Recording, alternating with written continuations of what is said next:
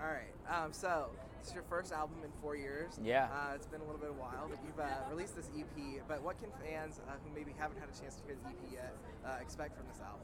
Well, if you haven't heard the EP, definitely check it out. But if you want to dive right into the whole album, it's coming out tomorrow. It's called In Technicolor, and I have this theory that basically we're on this planet just kind of we're just here for the short amount of time that we are, searching for that one person that sort of validates or sees you for who you are. And until you find that person, whether it's whoever it is, he or she finds that person, it's your world is black and white, and they bring the color into your world. And if you listen to the song, it's basically, I say all of that, but in much nicer lyrics. And it has it has a very retro feel, late 70s, early 80s, sort of like a funk pop sound.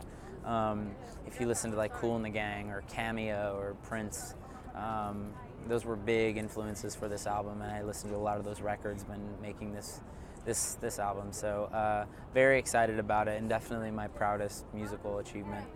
So how would you say you've grown as an artist since your Beautiful Soul days? I know that I grew up listening Sure. to you and other things like that. So You know, back then I was a lot greener, and I was just excited to be singing anything. But now I'm at a point where it's all about the material and really honing in on writing and just being the best writer I can be. And I think that I've put my 10,000 hours in at this point and feel this sense of mastery creatively and on the business end of it. And I wanted to put something out that people could really sink their teeth into, thematically and musically.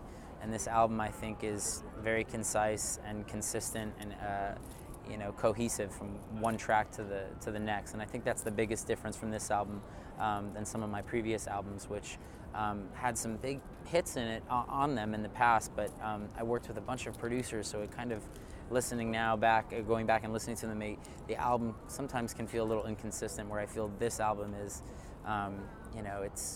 it's very consistent from track to track. if you look at like your previous work, you're used to playing these huge, large arenas, sold out crowds. But what are you looking forward to the most about playing this House of Blues tour? There's something nice about the intimacy of a House of Blues run, or small theaters and even bars. Like you get to really have a one-on-one experience with your fans, and you get to see the reaction up close and personal, especially to the new material, which I'm going to be performing starting in Charlotte on the 25th. It's just great, and you know that the core group is going to be there, and I just feel like it's a great way to kick off a new album. Is there anything else you want to share about your album, or? It's just, to me, I think this is for anybody who likes that kind of sound, live horns, live guitars, a lot of live instrumentation. It has this retro feel that feels very musical, where in the last few years, especially I think in popular music, there's been less of that, and I feel like this is a real, game changer in terms of like popular music.